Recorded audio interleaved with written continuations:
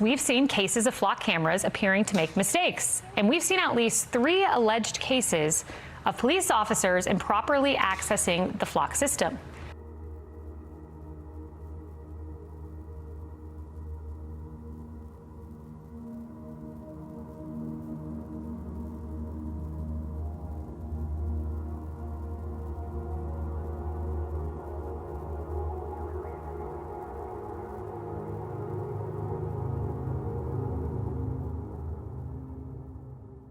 So people do have privacy concerns, and that's why we've seen Bernie Sanders, who wants to ban these cameras. Burchett wants to ban federal funding to fund these cameras in local jurisdictions. What's your reaction to the privacy concerns that many Americans have? Yeah, look, I think these are important conversations to have. I value my privacy. My family values their privacy. My employees value their privacy. But what we're talking about is safety as well. And so I think when people talk about just one of these, privacy or safety, they're prioritizing the wrong thing. And what we have to prioritize as a country is compromise. How do we have our safety, and how do we balance privacy? And so when I think about legislation that calls for an outright ban, that's like banning vehicles. That would never have made sense. Instead, what we did is we introduced laws against drunk driving. We introduced laws around seatbelts, laws around airbags. And when I look at this type of technology, there's 2 key things we have to get right. We have to get data retention right. So how long is this data stored? Now, we most recently updated our recommendation to 7 days. The most strict state regulation to date is 21 days. The second thing we have to get right is accountability. What happens if law enforcement abuses this powerful technology? Today, it is too often that in Flock and in other technologies, there's no regulation. There's no accountability, and we think that's wrong. And so last week, we announced changes that required auditing, that required using our audit assistance tool, which detects abnormal behavior.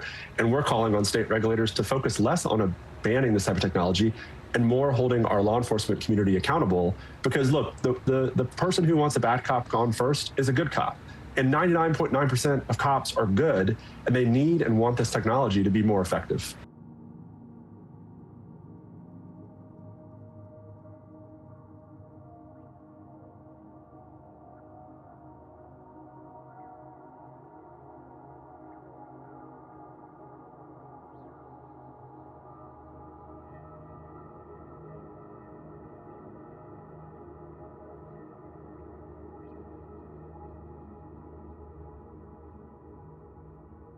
I'm not in my office spying on people. I'm not. You want to come to my office tomorrow morning? I will show you the audit. There has been one request on Flock, and it was the one that I gave the demonstration on. That's it. I mean, if this man, he come from Iron River, okay? I guarantee he probably went by 100 Flock cameras. And as far as the email goes, I got 2 cameras. This county's got 30 of them. They're everywhere. All of a sudden, I decided to get one to help my community, to help catch the bad guys, and I'm getting ridiculed for it. You guys want to call and cancel it? Go right ahead. I have no problem. But the next time grandma's missing, or your car got stolen, or you're missing money, and I can't help you, sorry. I'm just trying to be the guy. I have given 20 years to this city. My blood, sweat, and tears, missing family events, holidays. I've worked nights, weekends, and everything. And this is what I get for helping? I am not a rule breaker. I'm a law enforcement officer. I take that oath very freaking seriously. And to get slammed like I did tonight, good luck. That's all I'm gonna say is good luck. It's my equipment. I don't tell you guys when I buy a new gun. I don't tell you when I buy a rifle. Public discussion for what? That I'm trying to solve crimes? Chief, I'm not saying that what you did is wrong.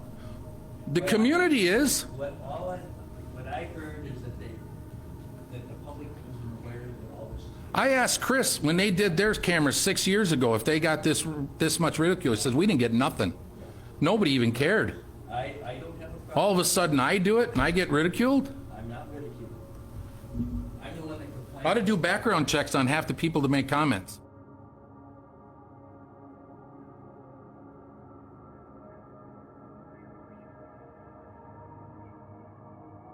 Now to a Fox 6 exclusive, scary moments on the interstate as guns are drawn on a woman near Brookfield. Brookfield police say they thought they were pulling over a murder suspect yesterday. Turns out it was a mistake by another department with the Flock license plate reader technology. Ben Hansen spoke with the woman seen on video who says this isn't the first time this happened to her this week. Like, where could we go? Like, it was just a whole lot, like. Amber Newell is still shaken up from Thursday. I haven't been asleep since this happened. Every time I close my eyes, all I can see is guns. When Brookfield police surrounded her car on I-94, drew their guns, and told her to come out with her hands up. My mom is like my go-to person. I wanted to call her so bad yesterday, but I'm like, if I make a sudden move, it's going to be over. It's going to end my life. Friday, we learned Newell did nothing wrong. It was very embarrassing because after they put us in cuffs, they walked us to the car. I'm not knowing what's going on. I'm scared. All you see is people in their cars recording. Milwaukee police say they accidentally didn't remove the alert previously placed on her vehicle in the Flock camera system. At one point, the vehicle was suspected of being tied to a homicide. Eventually, Milwaukee police were no longer interested in the vehicle, but the department didn't cancel that alert.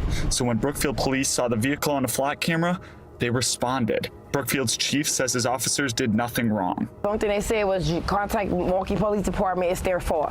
That's all they kept saying was it's their fault. It's not our fault, it's their fault. MPD declined an interview. Newell says last Monday, the same thing happened when Milwaukee police pulled her over with guns drawn. She says officers never explained why, towed her car, and let her go. Newell says she's still scared to drive her car, and her daughter is too.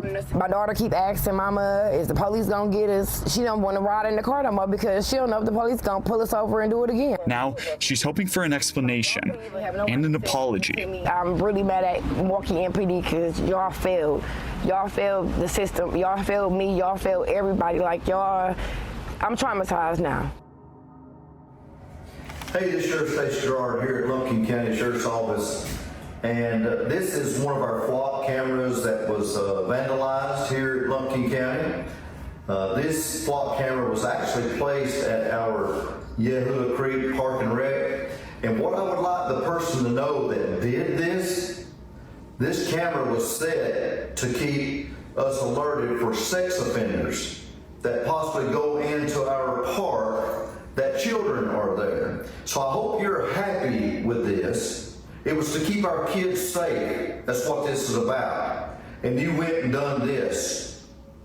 I want you to know I'm offering a $1,000 reward for information that will lead to an arrest of who done this. And to all you people out there about the Flock cameras that say, oh, they're watching us, or, you know, they control our every move. Well, this is proof. We had to look for this and find it in the woods.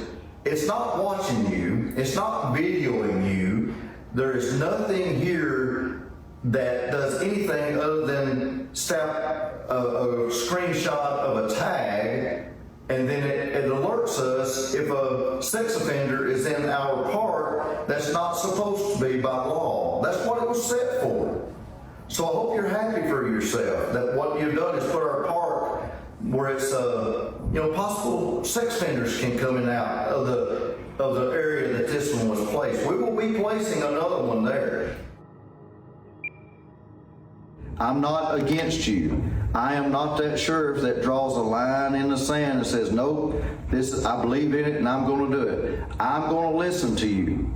And I am going to take all of these comments and speak to legislators here in the state of Georgia to try to get something in motion where we can control it. One way or another, either dismiss it or continue with it. I think that there needs to be procedures in place with policies. I know in law enforcement we have things that we have to get tested on yearly. I think this could be another one of those things that we have to do. How long have you had these Flock cameras? Since 2022, the end of 2022. Now that's where this is where I'm going with this. If you had it that long, why is it so bad now? If you didn't have it since when? 2022? November 2022 is when we paid them the first time. So why is it so bad now? Again, only thing done went wrong is he done caught somebody doing something they don't like. That's all it is. And y'all sitting there laughing, but y'all always be complaining, but you ain't said nothing about the stealing in this town. Ain't nobody said nothing about stealing. And that's all they do in this town. We're gonna.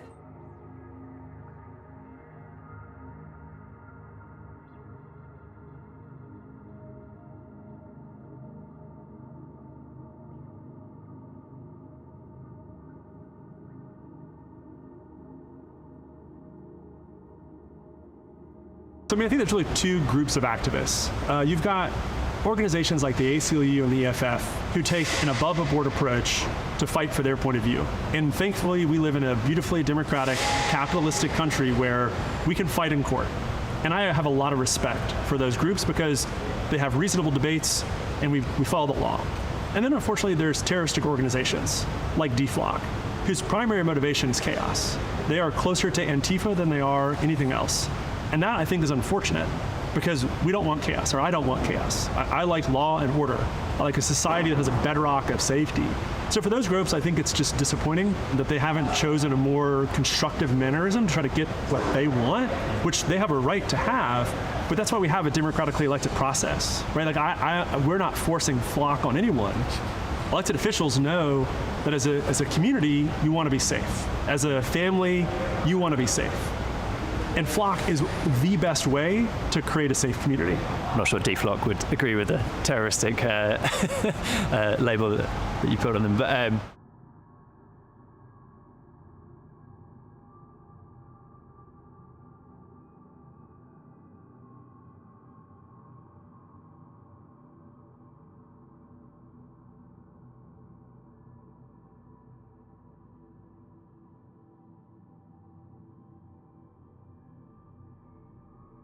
We will not sell ALPR data to third parties.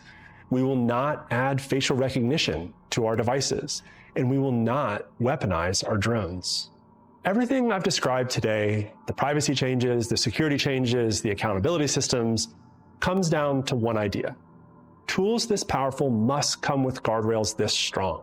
This is the standard we are holding ourselves to from this day forward, and is the standard we invite our industry, our legislators, and the communities we serve to hold us to. 9 years ago, we set out to build safer communities, and that goal hasn't changed. But I have come to realize that this impact carries a real responsibility. We must build towards a society that we want our children to grow up in, where safety and privacy coexist.